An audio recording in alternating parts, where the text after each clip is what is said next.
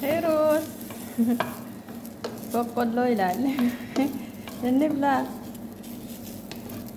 ara isheet kanaaf faqashne darsaal ishii. Hordoftoota koo koottaa asheetan isiniif kennaarra boqqoolloon naaf ga'ee isiniin jedha. Koottaa warri bitachuu barbaaddan.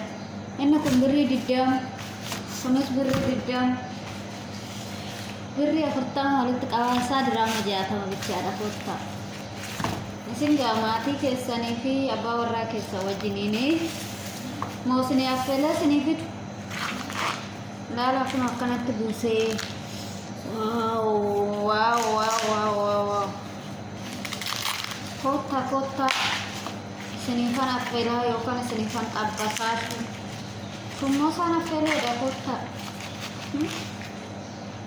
ilaalame oddoo kiyya keessa ga'een jiraa kottaadhaa boqqoolloon kunoo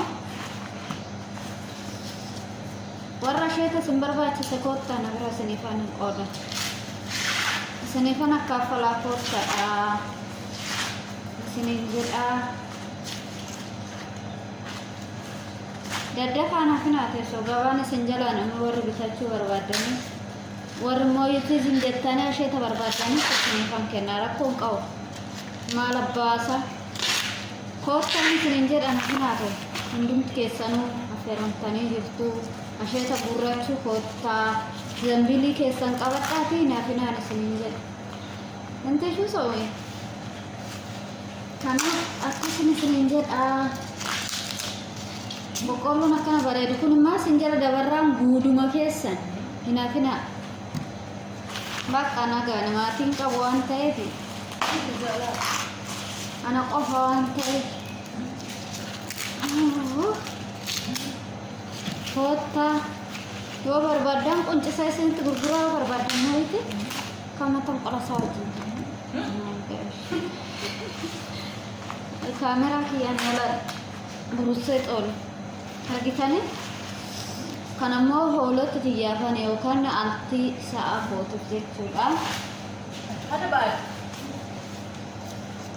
Hingaa bakka maatii baay'een qabu waan ta'eef nagaa kanaaf hordoftoota koo wajjin immoo bita kana ga'uun beekamu bakka kaan xibsin isiniif godha kaan isiniif kan affeelaa nagaan naa turaa warra asheeta barbaaddan hafinaa koottaa isiniif boqqolloo bittuu koottaa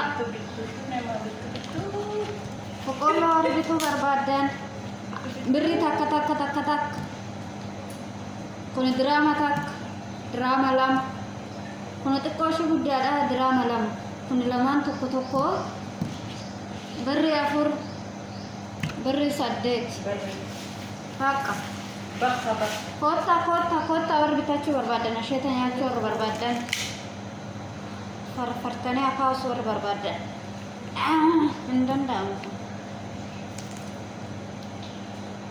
himma calaqaa gin hin geenye sirriitti daddafaa koottaa